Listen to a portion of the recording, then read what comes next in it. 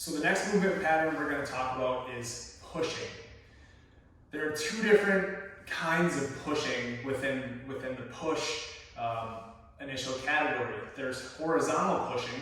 So for a horizontal push, you're pushing things away from your chest, okay? This is going to be exercises like a push-up, all right? So you're pushing objects away from you in this horizontal plane. The other style of pushing is vertical pushing, okay? So you're pushing something over your head or away from your body vertically.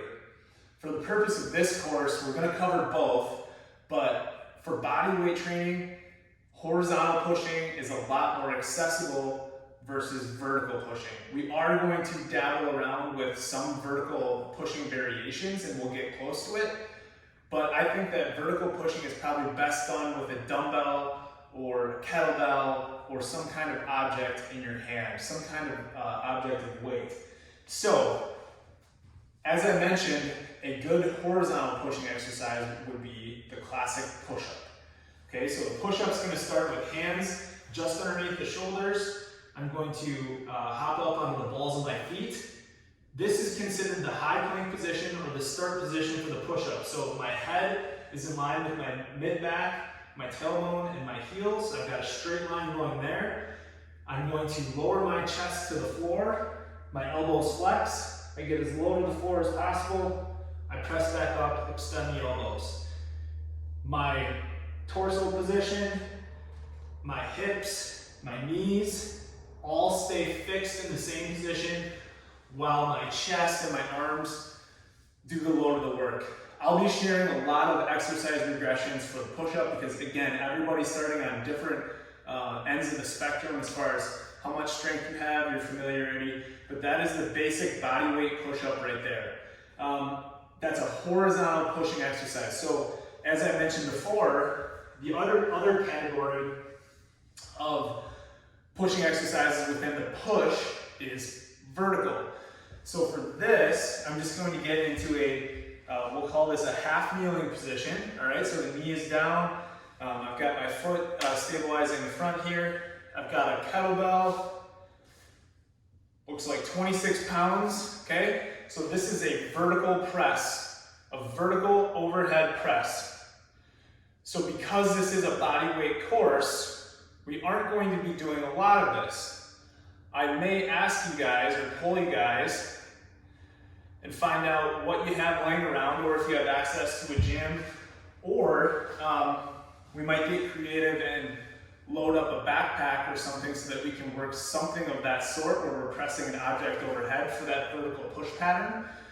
But I just wanted to share it with you because, again, within the pushing movement patterns, you've got your push-up or where you're pushing your body or an object away from your chest horizontally, and then you've got that vertical pattern as well. So two different patterns, and if you think about it like that, there's all kinds of other variations that live within those two patterns, but it gives you good perspective on what exercises are available to you. And as we start to design more workouts, you know, what did I do for a pushing pattern on Monday? What do I need to do for a pushing pattern on Wednesday or Friday? And it'll help you organize your workouts. What I was referring to before, as far as the difficulty of performing a vertical push pattern, which is body weight, is that really if we were going to perform a pure push pattern with body weight, we would have to do a handstand against the wall or a free handstand, which I'm not capable of a free handstand yet.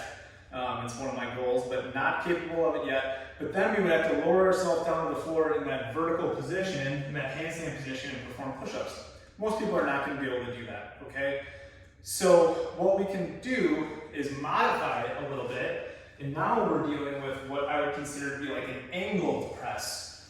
And so this is called a dive bomber, okay? So essentially, you're in this modified downward dog position, but you're lowering yourself to the floor and then pressing back up. So you're getting a lot of the same musculature. I should probably turn my hat around. You're getting a lot of the same musculature working as you would with an overhead press, but you're just working a 45-degree angle versus straight up and straight down. So you will see that exercise throughout this course, but I just wanted you guys to know the difference between a horizontal press, a vertical press, and then what we're really going to be trying to work inside of this course as far as what we have available to us being just body weight, and I think it'll be good. It'll be great. But those are the two different pushing exercises that we have.